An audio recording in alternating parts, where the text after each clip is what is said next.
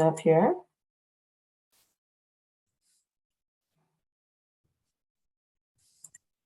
Okay. My screen is visible. Great. Okay. Good. Hi, everyone. Thank you so much for having us this evening. Daniel and I are excited to talk all things seed, because that's what we talk a lot about most hours of the day. We're both on the East Coast. It's a little disclaimer.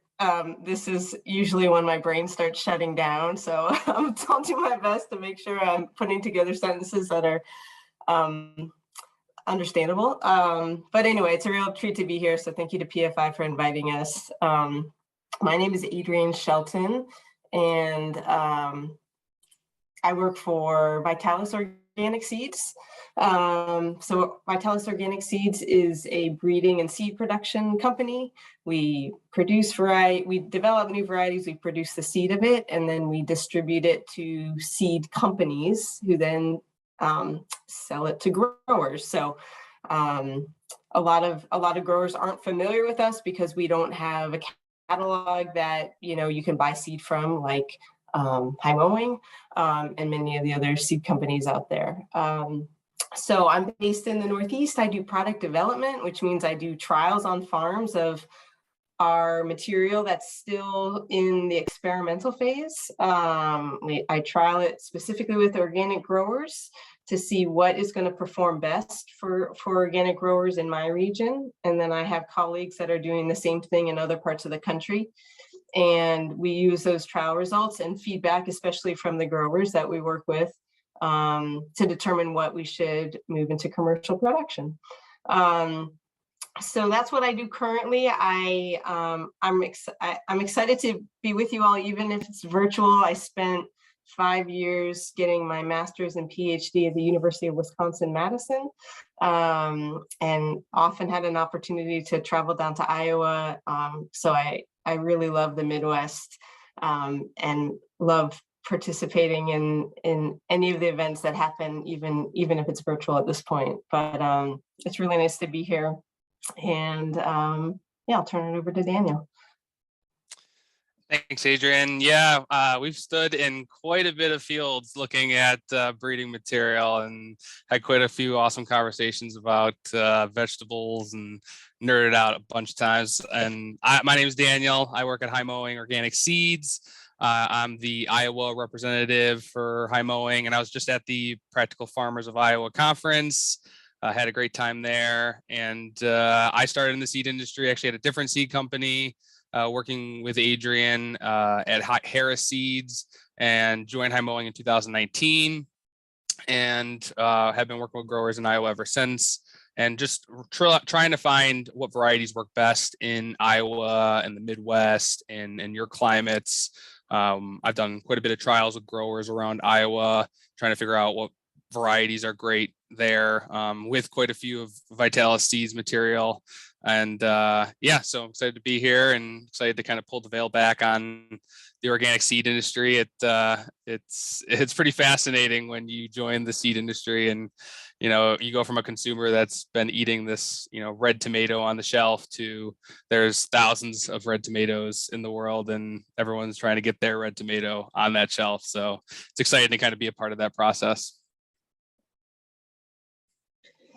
Great, and as Maggie said, we're sort of going to cover a bunch of different aspects of the seed industry, from sort of how all those varieties get into the catalogs that hopefully you all have been poring over and for the last few months, and have already started getting your seed orders lined up for this coming season, to seed production, trialing on farm, all these different topics. But we really are happy to dive into any topics that are particularly of interest to you all. So please, as we're going through this, send stuff in the chat. I know Maggie and Ryan are paying close attention to it, and we're happy to stop and sort of explain something further, or certainly, if you have questions or want to get into a deeper discussion about any of this, we're happy to have this be a discussion. as much as that's possible in the virtual world. So please let us know as we're going through this what you think. All right, so Danny, do you want to start talking about this?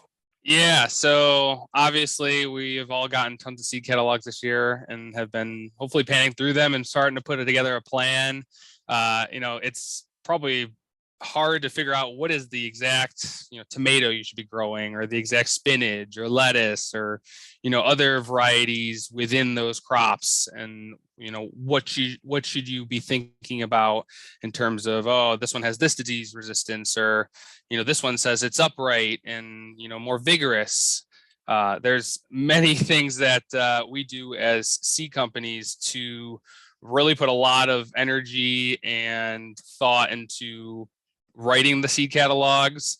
Vitalis actually gives a lot of us seed companies like High Mowing a seed catalog of their new material that come out, and then we can look through that and decipher some things, but also kind of take a look at it while in the field and take additional notes about how it's been adapted in a certain region and how it is looking in this certain part of the world. And so as a seed company, we put a lot of energy into the catalog season is basically all year. It goes from, the start of the year of planning what varieties you're going to grow in terms of trialing new material from a company like Vitalis, to then selecting what you're going to be offering to commercial growers at the end of the year, and then writing catalog, taking pictures, taking data, and then relaying that back to folks like Vitalis. I know our trial farm at High Mowing does a lot of work in terms of taking data and collecting data for the breeders that do all the work in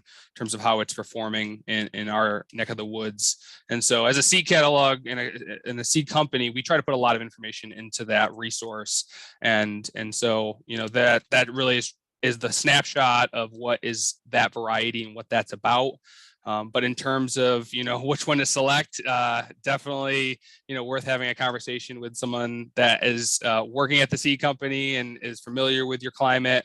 I've talked to many growers in Iowa and know that you guys have some particular weather swings that happen throughout all parts of the year. And there's definitely some material that stands out in terms of what's, great in that neck of the woods. But as a seed company, we try to offer the best organic seeds available to growers and kind of around the country. And then, we figure out which ones are the best for that specific climate and area.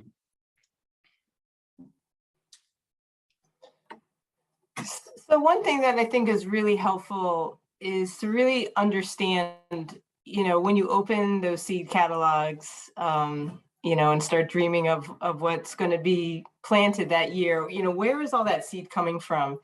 And it's coming from a lot of different sources, and sort of understanding those different pieces, I think, can be helpful in allowing you to, in the end, make the best decisions for your particular needs.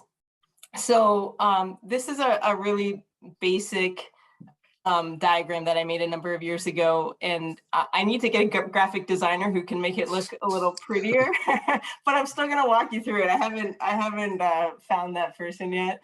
But in the center here are what I call the retail seed companies, and that's High Mowing Seeds. All the seed companies where you as a grower can buy seed from. And there's quite a lot of them out there, as you're probably well aware of.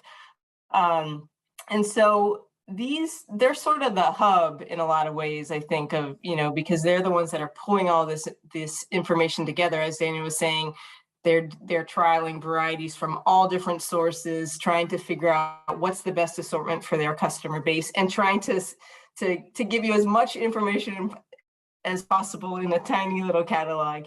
And so these seed companies are getting seed from a lot of different places. And I will say that this is more focused on the vegetable seed industry. There are some similarities when you're talking about row crops, but also some differences as well. But that's sort of a little bit of a caveat. That's certainly the perspective that Daniel and I are coming from. So you have the retail seed companies, and then you have companies like ours And there's a number of companies like ours that are essentially breeding new varieties and producing the seed of those varieties and then selling that seed wholesale to these retail companies. So other companies are Bejo Seeds, which does a lot of brassicas and root crops. We focus a lot on lettuces and tomatoes and cucumbers, but there's a whole host of companies that fall into this category of breeding companies.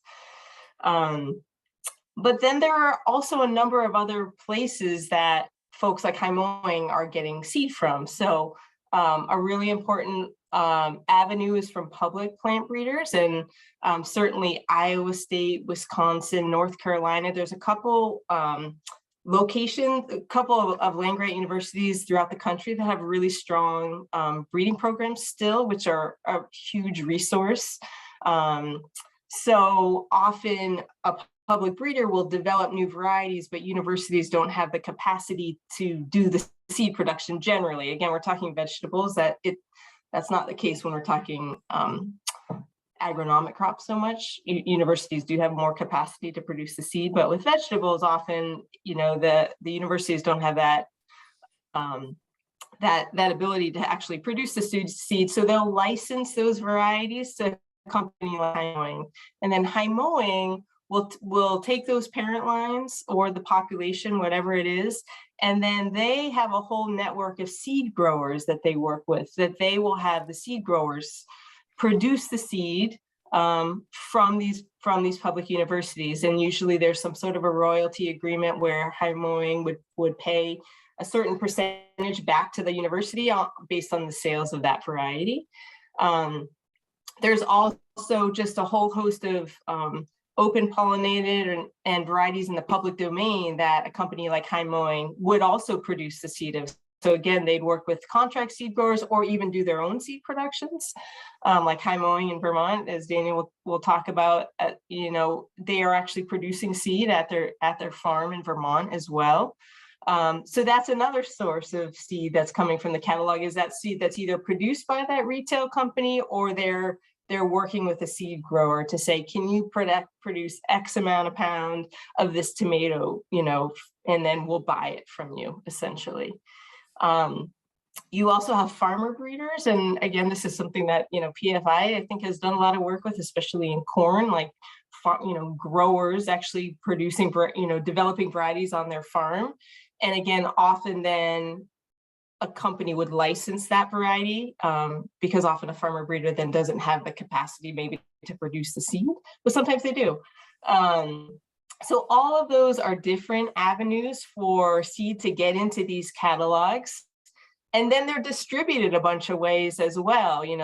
They'll sell direct sales to farmers and growers. Often, if you walk into your hardware store, you might see a rack of seeds, maybe from Heimoing. And so that's another avenue to sell, especially to, gardeners or really smaller growers will often, buy through the packet trade, it's sometimes called. And then also these retail seed companies will sell seed to each other. So maybe Heimoing has developed a variety that another seed company wants, and so then they'll buy it from Heimoing. So the seed is sort of moving all over the place, and understanding that again is really helpful, because when you look at 5 different catalogs, you're going to see some overlap in varieties, and you're going to see some varieties that you can't find anywhere else.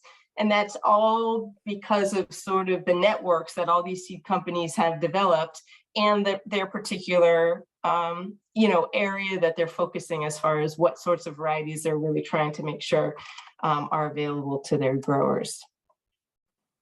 Are there any questions on that before I move on? Because it's a little bit of a busy slide. I actually have a question. I worked at the plant introduction station, a USDA plant introduction station here in Ames for a little while, and their big focus was the GEM program, Germplasm Enhancement of Maize, but there were also teams at that facility that were doing like sunflower breeding and cucurbits. And so I'm just wondering, and I know that they had this huge seed bank, so I was wondering how that type of facility fits into all this. Yeah, that's a great question, and that's an awesome facility. I've had a chance to visit that in Ames, and so that's through the USDA. So the USDA operates a whole germplasm network, which is hugely valuable to anyone that's breeding. So a lot of that material, public breeders will request seed of, and then they'll put that into their program, but also certainly private companies have access to request some seed from the germplasm system, the GRIN system, and put that into their breeding program. So it's really a public treasure, and it's something that that I wish everyone knew more about, because it's something that, you know, could always use more support, because it's a lot of work, as you would know, Maggie, if you worked there for a little bit, to grow out all those accessions, because seed is a living thing. And that's another piece that makes the seed industry really unique, is that, you know, we're dealing with a living product, you know, and it's easy to forget that, because it's sort of a complicated cycle that the seed has to go through until it gets to a grower that's planting that seed in the ground. So anyway, it's a great resource. And then also, in addition, so like public breeders might be employed, say, by a land-grant university, or they might be employed by the USDA. And often a public breeder that's employed by the USDA is still based at a university, because of the resources that land-grant university has. So I would sort of put that all in this category of public breeders, because that's the material that breeders are using to develop new varieties. You can't breed out of nothing. You have to start from material that's out there. And so what's most valuable about those germplasm systems is that, you know, there's just millions of accessions of variety that are housed there, and maybe they have a disease resistance that's needed, or a particular trait. And so a breeder will take that material and then try to cross it into their, you know, their current material to, say, add a certain, like I said, a disease resistance, or maybe it's a type of maturity, or whatever the trait is. Often that those accessions provide that, and then you have to continue to breed with it to turn it into something that has commercial value. So it's an important part of the system. And I've actually requested from GRIN some germplasm material of different crops, and it is a great resource out there that is probably housing a lot of great germplasm material that's could be still applicable today. Another, you know, showcase of it is kind of Who Gets Kissed, which Adrian was a part of, and you know, that germplasm was probably found within many looks at different, you know, samples and plots and trials, and was found to be, you know, kind of these traits that they selected for were superior, and, you know, eventually became something that we as a seed company were able to produce. And then now a bunch of other retail seed companies kind of get it from us, and then we, you know, have that. It's throughout the world. Lots of growers and gardeners are growing it now. And Adrian's kind of at the infancy of that. How many years ago? Gosh, that started probably 2007, probably, that project. Yeah, a while ago. And what was it, like 2018, 2017 that it kind of came into the world? Something like that. Yeah, maybe a little sooner than that, but yeah. It was a long process. But usually it takes about 10 years too, is kind of the standard average.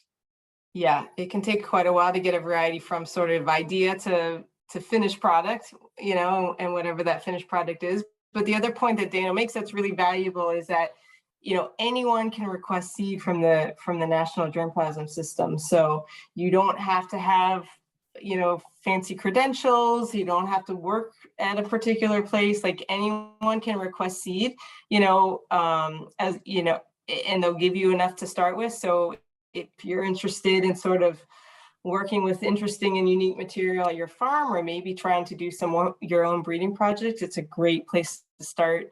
Well, not just start. I mean, it's a great resource, and it's available to all of us. You know, we all support it with our tax dollars. So yeah. Okay. So another thing to think about when you're flipping through your seed catalogs, or maybe you're looking at websites, is where that seed is coming from, and what are some clues to try to figure out where it's coming from, because when you're reading most catalogs, after every description, it doesn't generally tell you where that seed is coming from, who developed that seed. Some catalogs, do share more of that. Like, it's one of the reasons I love the Hymoan catalog, because they really do often highlight the breeders and where the seed is coming from. But some catalogs you'll read and there'll be no mention of where that seed's coming from, and for all it's all coming from that company, right? So you have to sort of do some sleuthing and just understanding the different parts of the catalog can help you, again, just make the most informed decisions. So an easy place to start is to look at whether the variety is a hybrid or an open-pollinated variety. So if it's a hybrid, it will have the F1, somewhere in the name or in the description.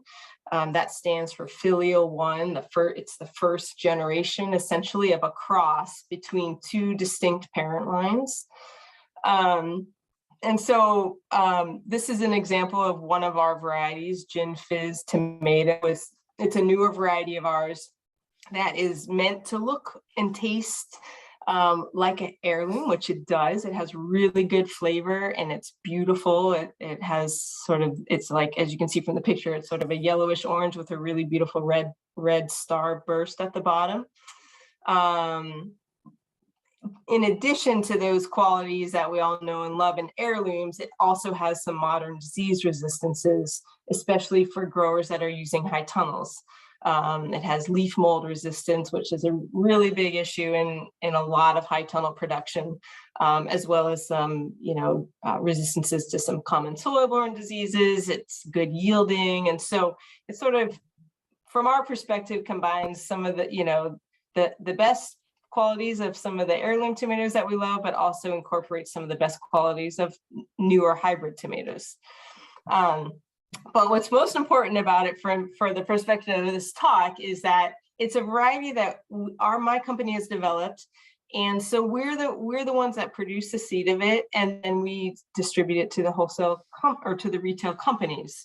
So when you open Hymoan's catalog, it'll have Gin Fizz in there. And if you open, 3 other catalogs, it will also have this same variety in there. And so what you can know as a grower is that seed is all coming from the same place, right? Like Hymoan is not producing seed of Gin Fizz, and these other companies carrying it are not producing seed of it. We're producing seed of it, and in a calendar year, everyone that is selling it is probably selling seed from not only that we produce, but probably from the same lot. So that seed probably all came from the same production that we had managed as a company.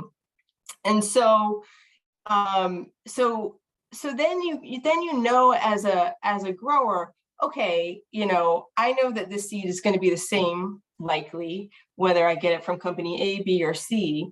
But so maybe there are other reasons that I want to choose, company A versus B versus C. Maybe I really like the customer service that I get from this company, or I really appreciate sort of their mission and their values, or, whatever the reason is, you can at least know that seed is likely going to be, you're not going to see differences, for example, whether you get the packet from one company or another.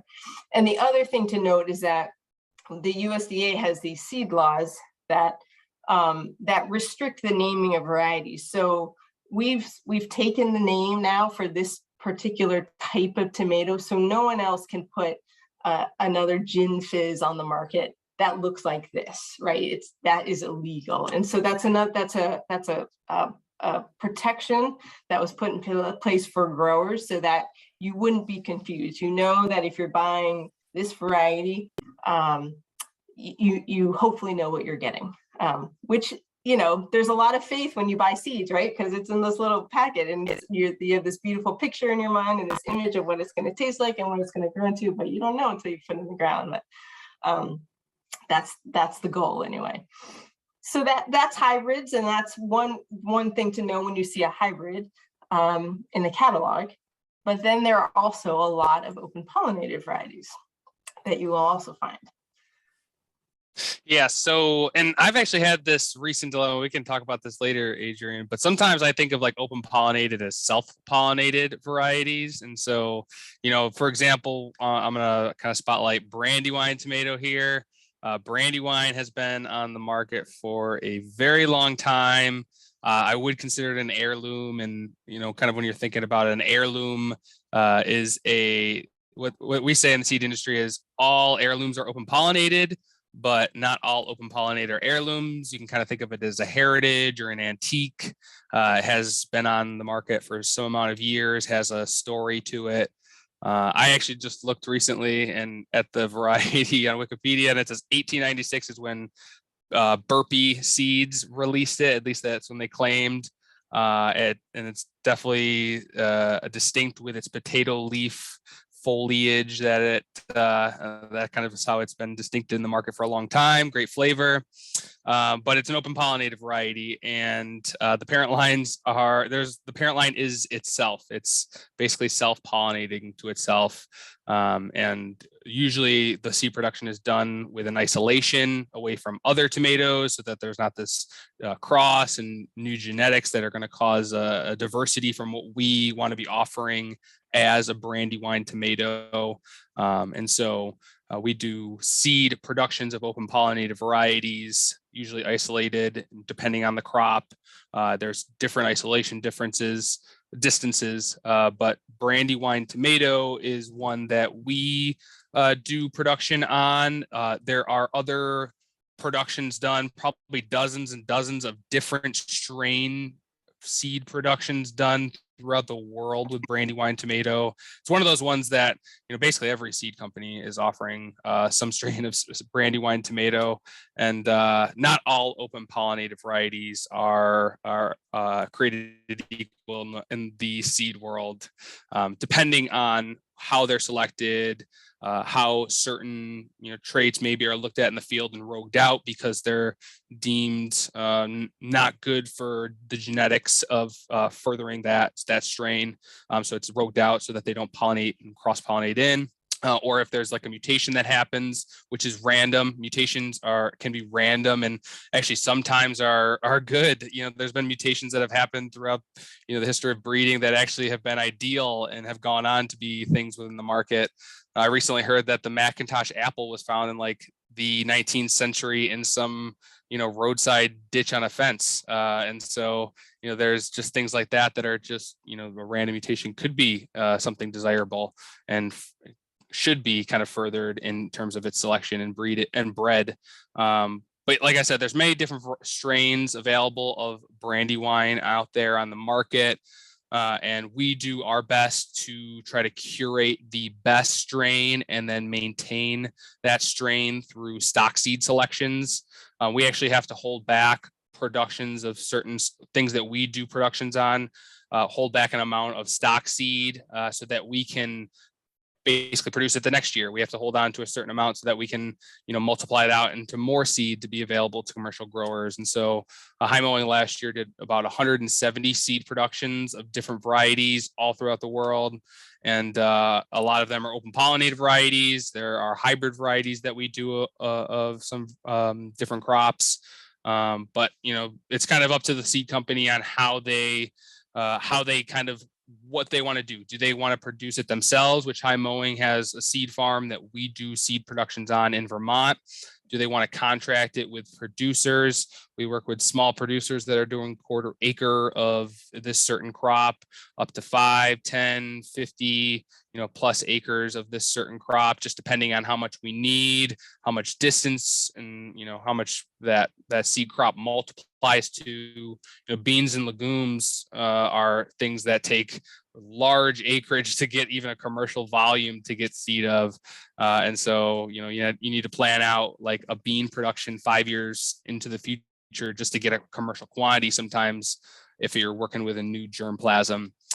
And then there's, wholesale seed that we get from breeder producers like Vitalis. We depend on them for things like Gin Fizz and genetics that are for greenhouse productions like leaf mold resistances. Those are really hard to build into varieties, types of disease resistances, especially if there's a broad amount of disease resistance that the variety has. That takes years and years to develop into parent lines. And so, all that work, that's a lot of research and development work and cost that goes into developing varieties that are going to be, grown by a lot of growers in the small to medium-sized farm world that we operate in. But Vitalis, we count on them for certain things. And I'm sure Vitalis doesn't want to be breeding also in every other crop and producing every open pollinated variety. They're, as a farmer, you can only do so much. There's only 24 hours in a day, and you got to specialize sometimes too. And so we depend on companies like Vitalis to really specialize in that type of breeding work. Great. Are there any questions about any of that before we move on? I don't see anything. You can keep on going. Okay, thank you. Now we'll switch gears a little bit just to talk about seed production. And both Daniel and I work at companies that focus on organic. So we're going to talk about organic seed production. And there are some overlap in the challenges with organic and conventional seed productions, but then also there's some really unique challenges to organic that we're sort of constantly navigating. And it's definitely one of the reasons I would say that, you might encounter varieties being dropped is because of seed production. So both of our companies, as Daniel said, High Mowing has productions all over the world. We have productions all over the world. When you're looking to produce seed, really the number one thing you're looking at is, where can I produce the highest quality seed of this crop? And so often the seed is produced in a place that's very different from where the variety is going to be grown, but it's because that particular region has the best climactic conditions to really produce high quality seed that has good germ, and hopefully, free or minimal diseases on the seed. There was one other piece that I was going to say about it, but anyway, that's important sort of metric for choosing where to do seed productions. On top of that, there's a lot of other challenges during the seed production process.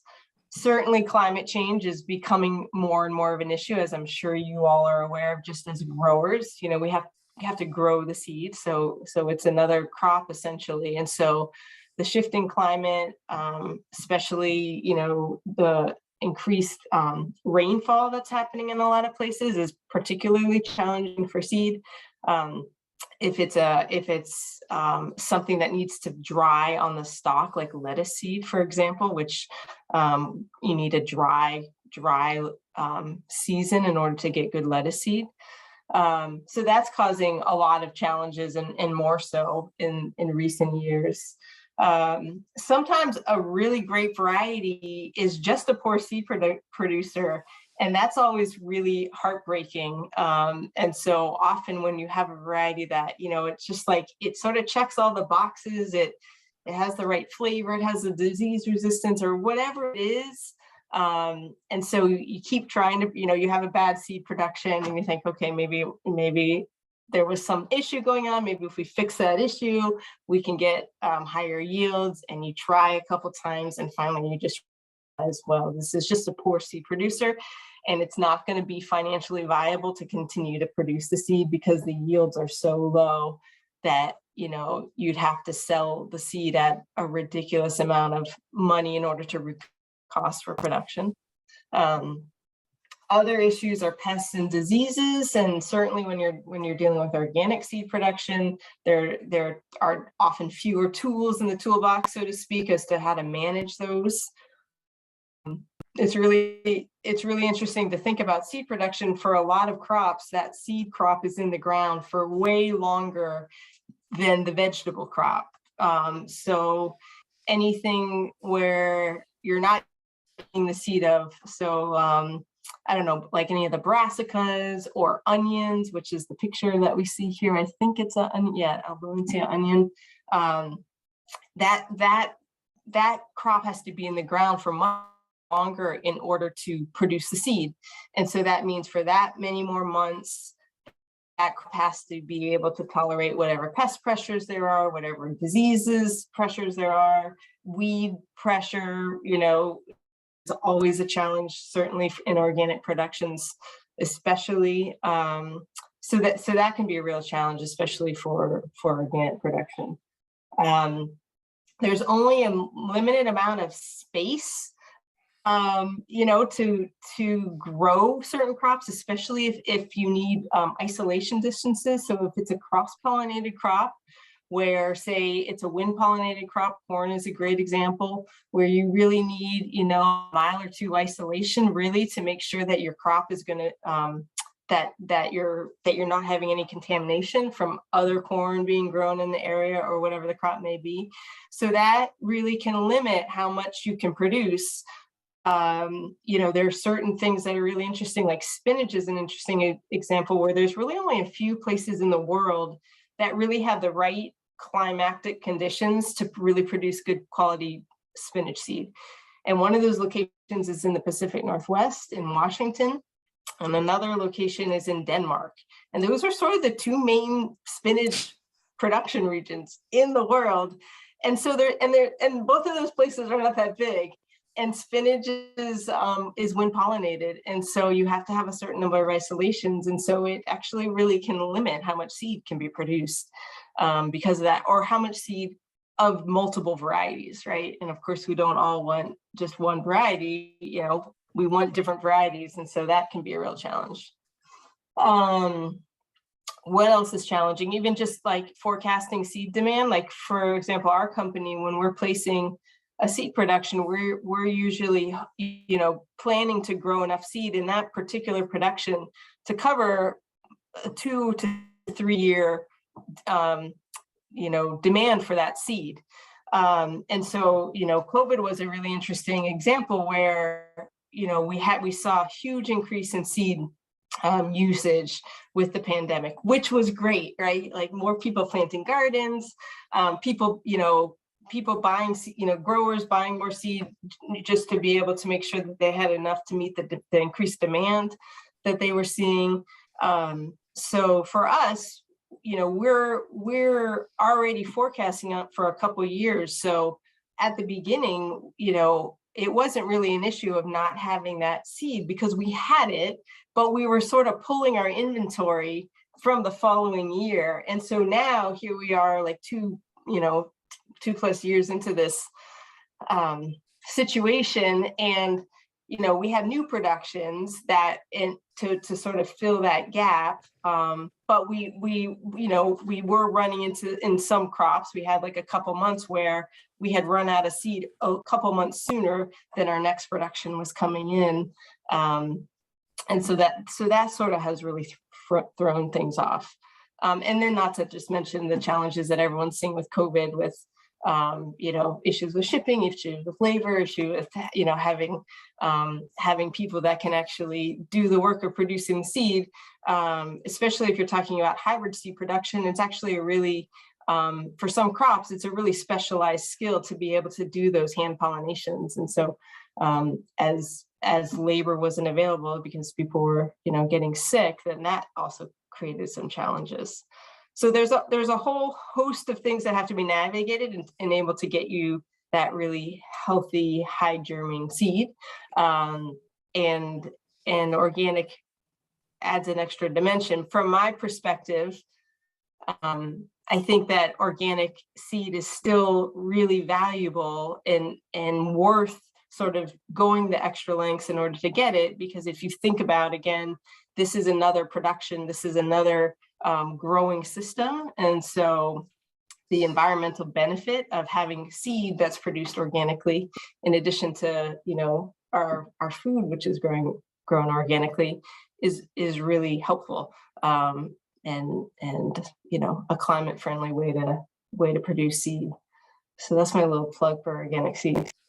David, do you have anything you want to add to that? Yeah, I got a couple things. First, on the organic seed thing, organic doesn't have the tools, but they also don't, like the conventional world does, use a lot of chemicals that are forbidden for food product, because a seed crop isn't really necessarily eaten, especially in the ornamental world.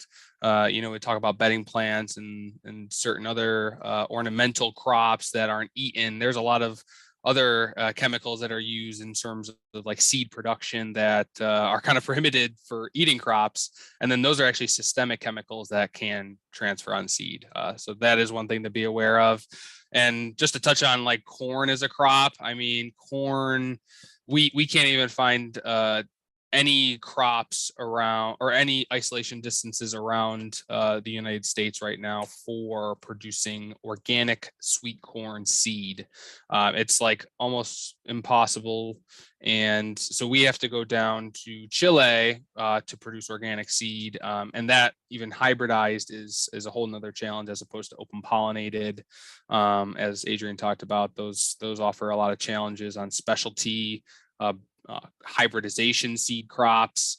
And then just to touch on climate change real quick, we had growers who have grown seed for us in specifically the Pacific Northwest, which is a hotbed for organic seed production as a whole, north of California, west of the Rockies, and especially in certain valleys. And some growers got their water allotments cut off this past year and just had to walk away from basically their farm in general. They couldn't finish off seed crops without any water. They also faced an incredible amount of heat with the heat domes that passed through this past year. So there is definitely challenges that growers are facing because of climate change. And you know, we're trying to still figure out like how do you work it, and also the seed demand thing. How do you forecast seed demand now post COVID? You know, what is the seed demand going to be post COVID? How many gardeners are going to keep gardening? You know, there's definitely a lot of challenges that Adrian and I face going forward here. But organic seed world is a great world. There's a lot of partners involved, and you know, there's a lot of sharing of knowledge, which is a great part of this being in the organic seed world.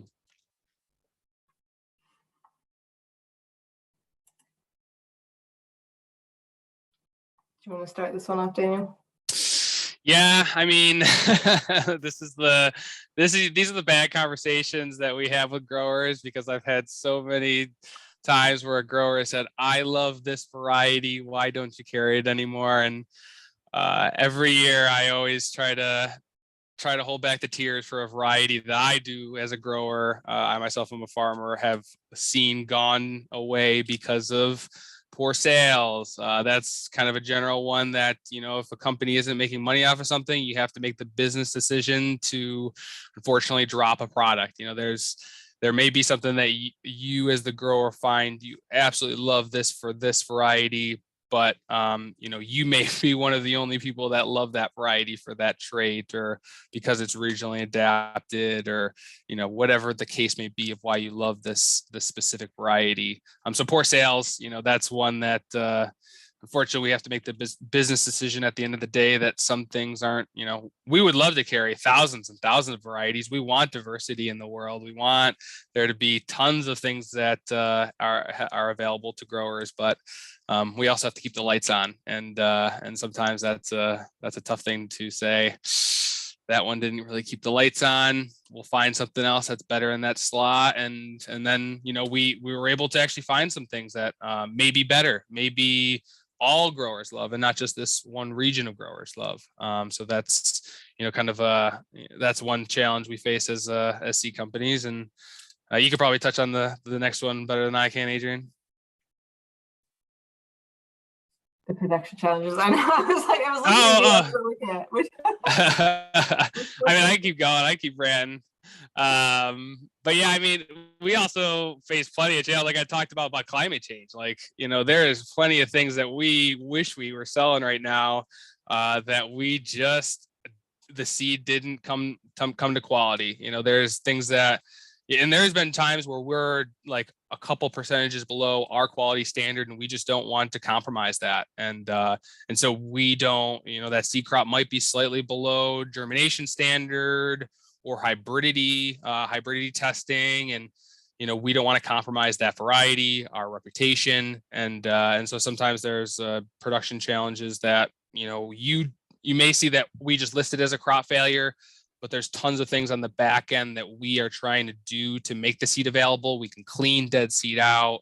You know, we can do dormancy breaking in certain crops, but at the end of the day, we also realize that you're on a planting schedule, and we, you know, we don't want to hold up you making the decision on your farm to turn to a different variety, because we're still trying to get this up to optimal standards. And then the other thing is like F1 parent lines. You know, that's something that you have to maintain parent lines all the time. You have to maintain stock seed.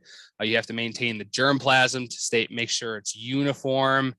There's and you know, there's plenty of things that Vitalis is maintaining as like parent lines, as I'm sure you could talk about, Adrian. yeah, I mean, right. You know, maintaining the lines is one thing. And then also, you know, sometimes like the parent lines are really wimpy. And so that can be a real challenge, because, you know, you really have to sort of baby those parent lines in order to get a good yield. And so that can be a real challenge. That's especially a problem in organic seed production, especially where, you know, you're not using the same type of fertility as a conventional production system. And so, you know, you just can't get those parent lines to grow with enough vigor to get good yields. So that can be a huge issue, actually. And some crops, that's a bigger issue than others, for sure. Mm-hmm. And then, you know, sometimes it's, you know, we're all looking to improve what we're offering to growers. So part of it too is just, you know, there is a natural, I would say, life cycle to most varieties where, you know, something, you know, fits a niche for a while, and then, you know, eventually, whether it be there's a new disease that's causing some trouble, or often it's the market shifts. It can be a big one. An example I can give you is cucumbers in Mexico. Mexico is a big cucumber producer that they then send to the US for us to eat. And a number of years ago, for some reason, there was a shift, and you know, people were not going for cucumbers that were bumpy anymore. They wanted a smooth cucumber.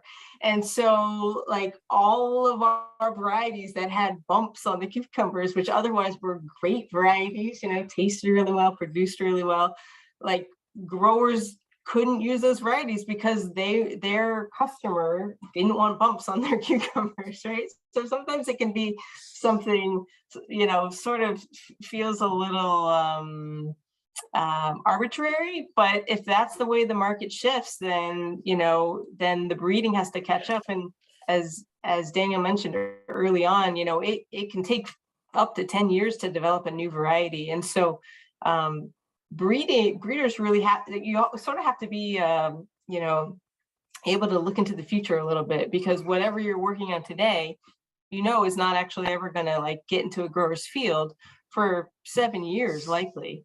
And so that can cause challenges, certainly.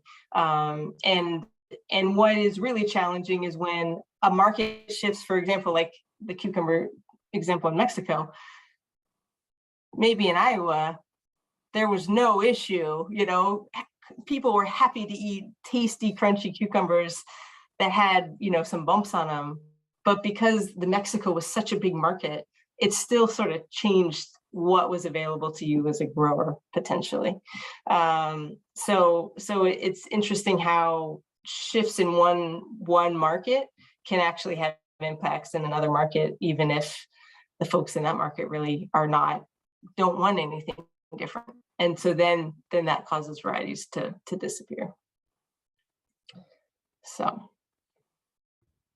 I have a question about what happens when a variety is no longer, it's not going to pan out for a company because there's not enough interest or whatever, but maybe it's still a really good variety. Like, what do you do with the remaining germplasm?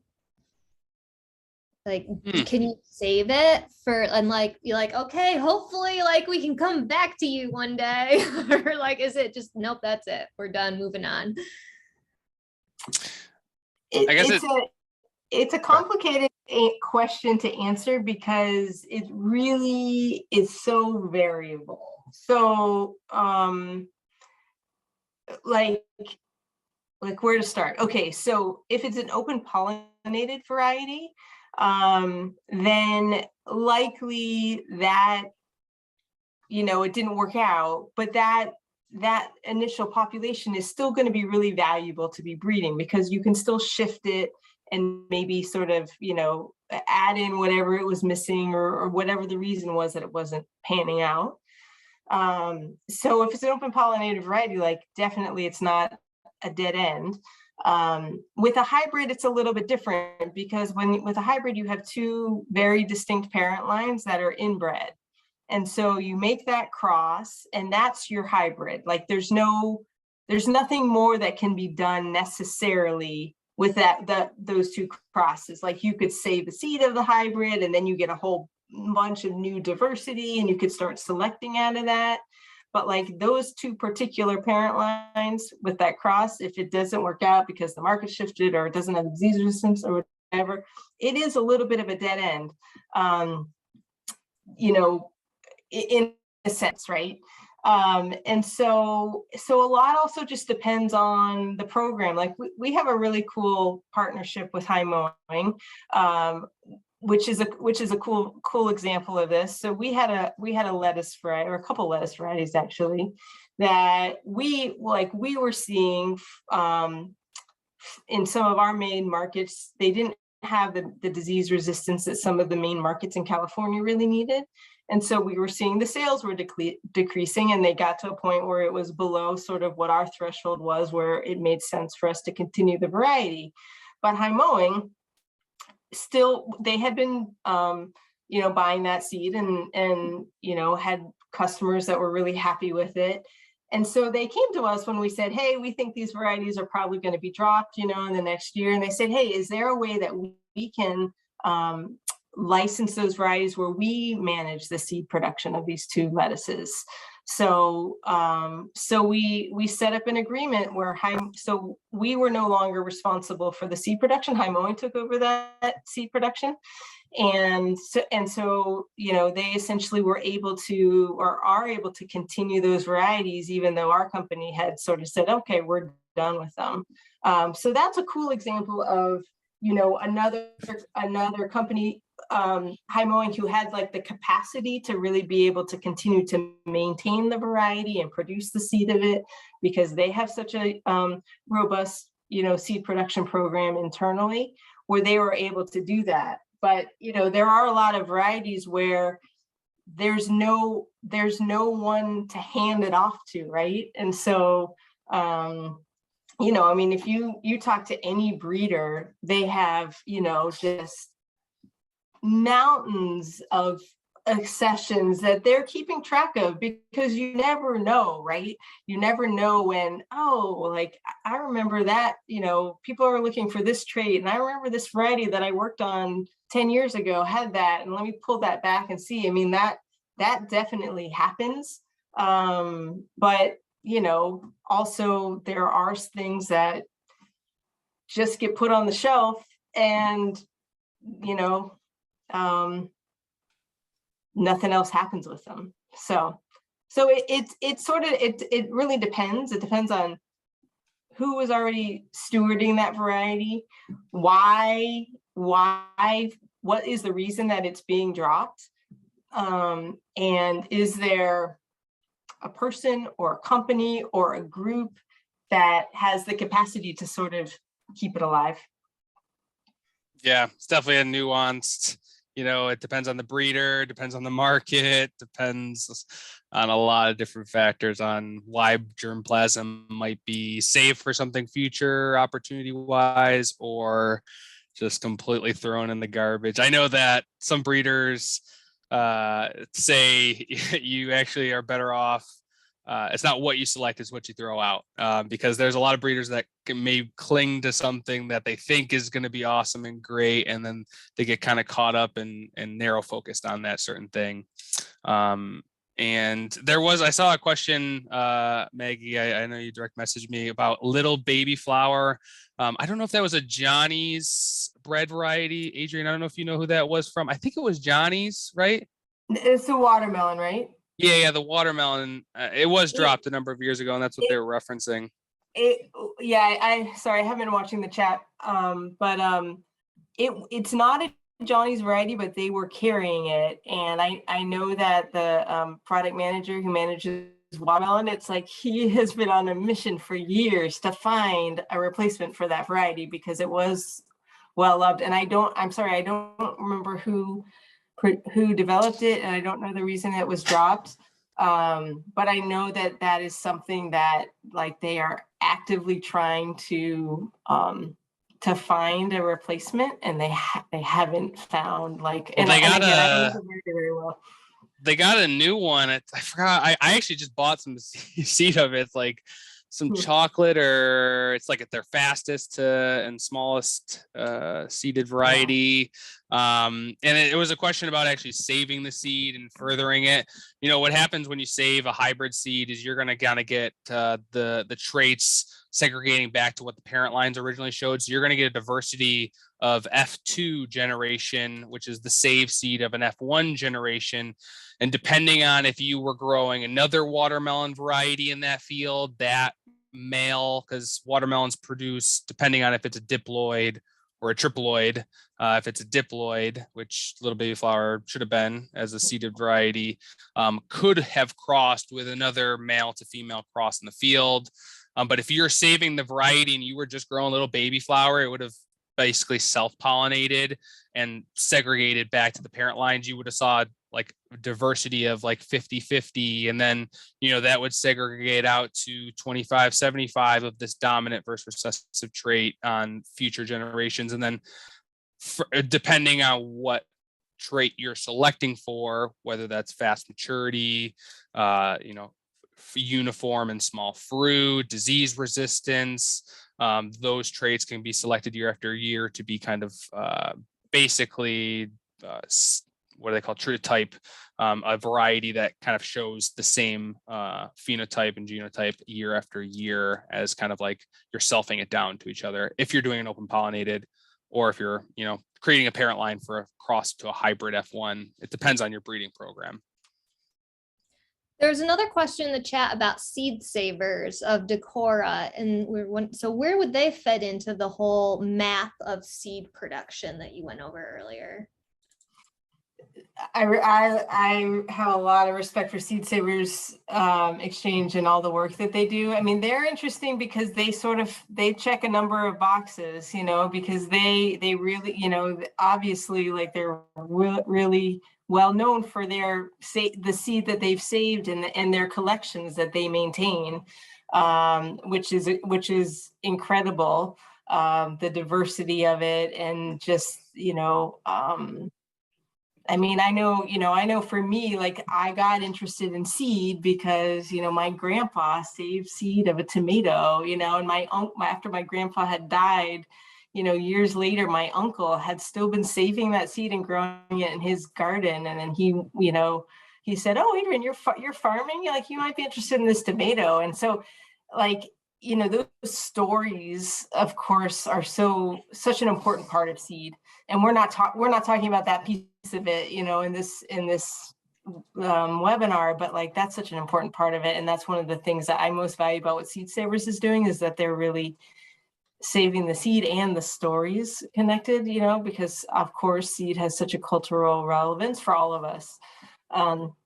So they're maintaining seed, and then they're also a retail seed company, right? Like they're also selling seed. I think that everything that they sell is out of their collection. I don't think that they're, but I don't know. I shouldn't speak actually outside of, I think, but mostly what they're offering is seed that is from their collection that they're maintaining the seed of. But I don't quote me on that. So, but then because they're like serve that sort of that same function as like the green system in a way, they're preserving varieties and people can, request some of that seed. They're an important source for breeders, of course, which is hugely valuable. Public breeders, farmer breeders, companies. Yeah, so they encompass a bunch of that diagram. Yeah, I really like Seed Savers Exchange as well. I was a member and I'm still a member for the past like 3-4 years. I get some seed varieties from them. And they also, get seed varieties from High Mowing at a wholesale level. Actually, yeah, there's a couple things that they get from us. And I think it's all based on, what variety it is. There's certain things that I'm sure they can do well from their production standpoint. And then there's things that they probably rely on. I know there's like it's kind of like a collective of growers. They contract to do certain productions. I remember in like the membership letters, it talked about if you want to be like a seed saver and, try to save seed and then offer it kind of as a collective co-op. But yeah, they do, I'm sure, contract productions with different seed producers around the country. And then also, work with companies like High Mowing to offer a curated strain of something like an open pollinated variety, which is what they specialize in. And so, yeah, that's kind of where they fall in terms. I don't think, they would really work with Vitalis too much in terms of, their model is more of an heirloom, open pollinated heritage type of variety. And so it's, we kind of do some seed productions of that, but I'm sure they're getting seed from a lot of different sources. If we go back to that original picture of the kind of the seed, how it's traveling around the seed world, I'm sure there's, farmer breeding programs, public breeding programs, different, germplasms that they're pulling out and curating strains of. So I'm sure it's a diversity of different channels.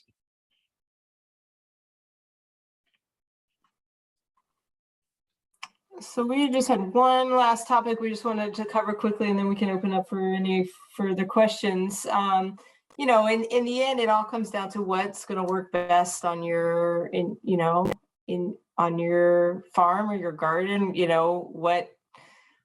What should you grow? And that's always a hard question still, even as you become more sort of fluent in the seed catalog and the seed industry. So a couple of tips is certainly get to know your seed reps, folks like Daniel. They're just really, really knowledgeable about everything in that catalog. And so if you have questions, you want to know where is this seed coming from, or, okay, this looks good for you in Vermont, but how do you think it's going to do in Iowa? There's just so much more that then can get put in those catalogs. And so don't be afraid to, pick up the phone or, write an email, reach out, because again, like all of us in the seed world love to talk about seeds. So it won't be a bother. And then of course, like, folks like, organizations like PFI are a great way to like connect with other growers in your region just to find out what is working. Last week I was on a panel with the Organic Vegetable Production Conference in Wisconsin, and they had, couple of panels which were just like, hey, let's talk tomato varieties, like what worked or what didn't work for you, because that's really valuable knowledge. There are certain crops, especially, that have a very high turnover rate. Like you might notice like, hey, I've been growing this spinach for 2 years and now I can't find it. And that happened when the last time I bought spinach, like I bought it because the variety before that I was growing disappeared. And so there are certain varieties that have a high turnover rate. And so sweet corn is also a little bit like that. Like it's always good to make sure you don't get too reliant on one variety. unless it's a variety that you're able to save the seed of, and hey, I can make sure that, well, as best as you can, that I'm going to have seed of it. Otherwise, make sure you've tried and you grow a couple different varieties, so if something does get dropped, you're not sort of stuck. And then the last thing that I think is super important is to do on-farm trials. So even if they don't have to be super complicated. You don't have to collect a lot of data, but every year try to pick, okay, this is a crop where I have trouble finding a good variety. Let me grow a couple new varieties in this crop. Really try to, don't put it in the farthest corner where you're going to forget about it. Plant, if you're doing some broccolis, put it in the middle of your broccoli patch so it still gets weeded. So you're paying attention to, you're keeping an eye on pests and managing pests as they develop. And then, try to do it over a couple of years even, because if you do a trial just 1 year and you think, hey, this variety looked awesome, this is going to be my new pepper variety. Well, maybe it was a really hot year and peppers love heat, and the next year you have a super cloudy, rainy season and your pepper does terrible. So try to repeat your trial over a couple of years so that you can really have some confidence in what you're collecting on, or the information you're gathering, and try to collect some basic data. And there's this really cool new program called SeedLinked that's being developed by a friend of mine, Nico, who's in Wisconsin, and it's an online program. You can download the app. There's also a web-based thing. It's super simple. It allows you to set up really basic trials and then really quick ratings for the most important traits. So at least you can keep track of it, because certainly what can often happen is you have all these great intentions at the beginning of the season, and then the season gets crazy, as it always does. And at the end of the season, you say, oh, I don't even, did I ever have a chance to look at those broccolis? Which one did I like better? I don't know. And so using something like SeedLinked is like a really easy way to at least have a few data points at the end of the season. You can sort of look back and say, oh yeah, that variety did perform well. I was able to get a good yield off it, or I really love the flavor of it, or whatever it is you're looking for. Dan, do you have anything else you want to add to that? No, love the SeedLink people, and yeah, I'm sure they'd appreciate other users entering their, what they trialed and how it performed for them. The more growers they have entering data, the better. And that's kind of what it's going to really help out with your region too. If you see that a bunch of other growers in Iowa have been posting about this variety that has performed well or hasn't performed well, and an aggregation of data can always help a community kind of thrive. So especially if it's regional like that. So yeah, I would definitely say if any growers are interested in trialing, SeedLink is a great way to track what, and how the trial is performing. Yeah, and it's free, so you can just download it. Can't be free. Can't be free. And that's all we have for our presentation. This is both of our contact information, and I think probably Maggie will be sending out the presentation afterwards. So feel free to reach out to either of us if you have other questions or anything we can help with. Yeah, that's what we got. Well, thank you very much. We do have a question in the chat about when a variety is registered, are the parent lines identified, and could you theoretically, if you knew the parent lines, breed it yourself? And so first, before answering that, maybe could you give me a little bit of clarification on what it means to license or register a seed, and then what information is included when you do that?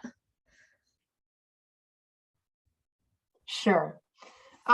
So when you are licensing a variety, you're essentially entering into a contract that that whoever bred that variety or the parent lines is going to give you those lines to produce the seed of.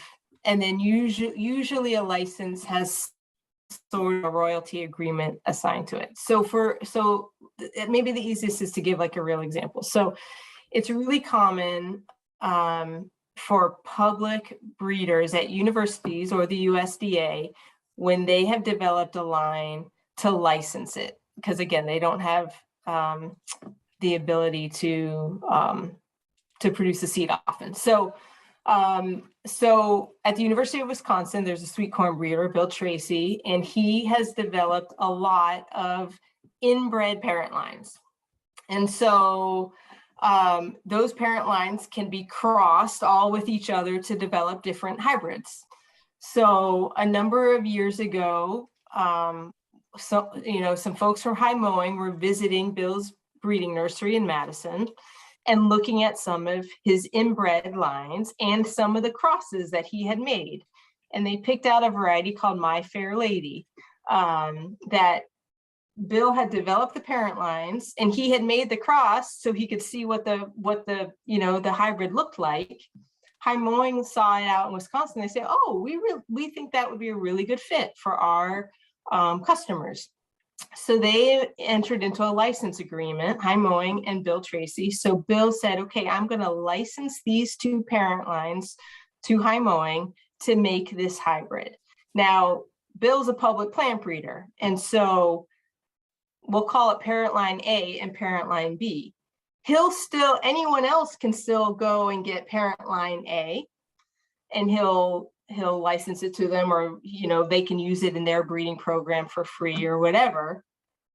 Or they can also go and get parent line B from Bill, and they can use it in their breeding program, license it from him, whatever. But because he made this agreement with High Mowing to give High Mowing parent line A and B to make My Fair Lady, he won't give those two particular inbreds to anyone else. So then High Mowing is the only one that can make My Fair Lady. But another company could say, take parent line A and parent line C to make something different, right? And Bill's program or any breeding program has the alphabet times 1,000 parent lines to choose from, right? It's like there's a lot to choose from. So that's an example where a public breeder, they licensed and they said, "Okay, I'm a public breeder. I make my varieties my lines available to the public, but in this instance, this particular company would like these two particular lines to make this particular hybrid. I'm going to agree not to license that particular set to anyone else as a set."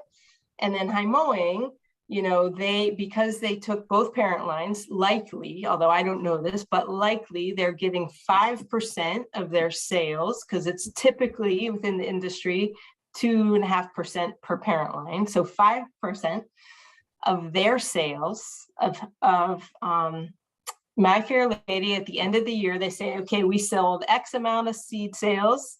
5% of those sales we're going to give to Bill, which he then puts back into his breeding program to help continue his program." So that's a common example of a license, is when it's coming from a public program to a private university. And from the public standpoint, that's the way that they can get those, all these public breeders, they want growers to use their varieties, right? That's why they're doing this work. And so they need that partnership often, and especially in the vegetable world, with a partner who can produce the seed in order to make that happen.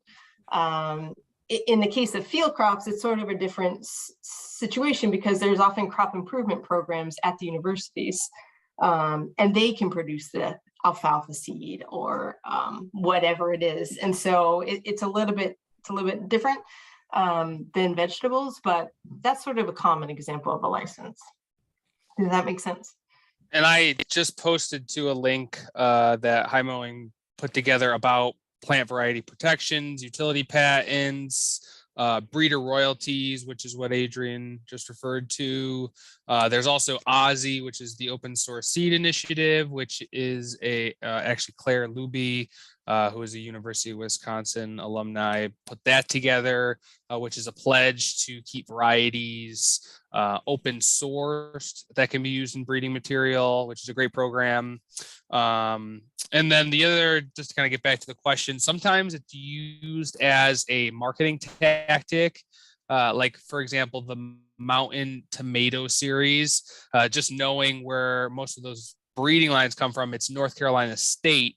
They have basically kind of market patented. It's not really patented. It's just like, when you get a tomato line from North Carolina State that has this specific breeding disease resistance, most seed companies that are using those parent lines are then, and I don't know what the contract is, but naming the varieties a mountain type of naming.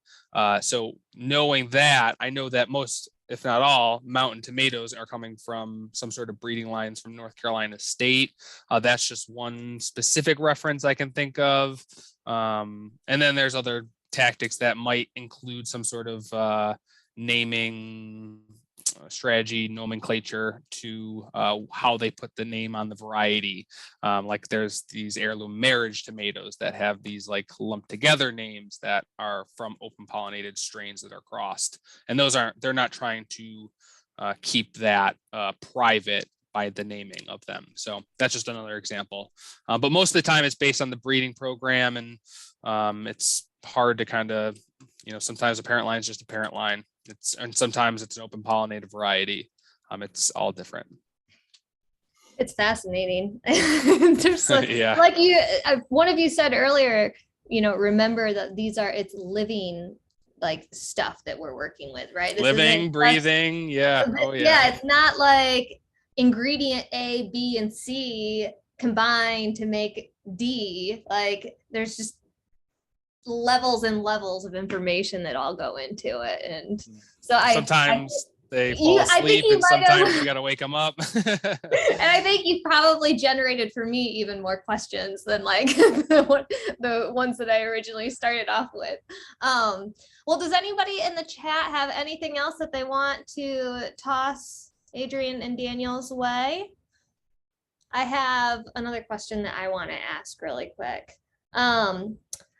So when you seek out ideal climatic conditions to grow the seed, but those conditions and that geography might not be where you were breeding the seed, because you want to breed at some place where it's going to like be suitable to the growing conditions when it does get out in the field for production, and is like withstands certain temperatures or dry conditions. But then once you've like gotten it to that point, then it's just like, all right, just find like this sweet spot where this thing is going to flourish so that we get good seed quantity out of it. Is that right? Did I get that fairly? Yeah. Yeah, I mean, like, I'm sure that the Gin Fizz, which is a greenhouse dedicated variety type of tomato, was probably bred in greenhouses to see that type of setting and how it produce. I don't know if this, and maybe Adrian can speak to this, where the seed production was done, whether that was outside or indoors. Sometimes seed production, like we have some brassicas that are hybrids that have to be grown in greenhouses because of the nature of brassica seed production. And so sometimes it's like not even just the geographical location, it's just that we have to control as much of the environment as possible to get the seed to produce. And so, yeah, it really is all dependent on the crop, the location.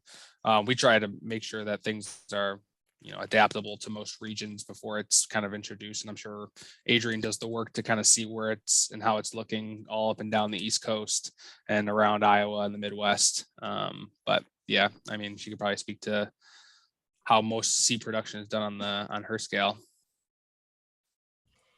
Yeah, I mean, there definitely is a difference, I think, if you're talking about seed production on hybrids versus open pollinated crops. Certainly with a hybrid, again, like those parent lines are fixed and you make that cross, like you're not going to be making going to be making extra changes, say by producing it in a place that's different. So yeah, it's like you're going to want to produce it in the place where you can get the highest quality seed possible. So with open pollinated crops, you have to be more careful because open pollinated populations, and again, it totally depends on the crop, like Daniel said, like they can shift more easily because it's a population. You're not starting with parent lines.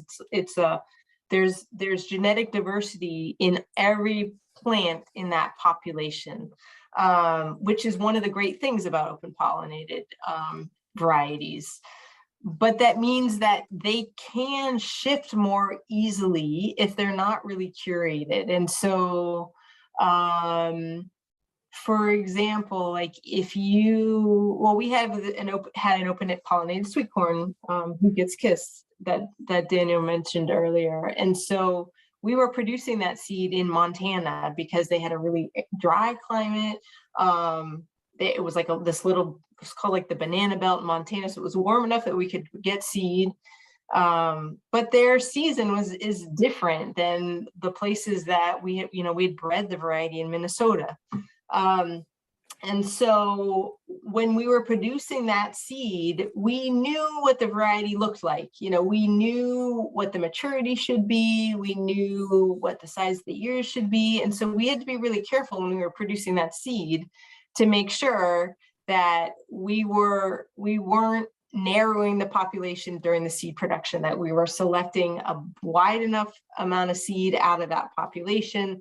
If there were off types, we were rouging them out.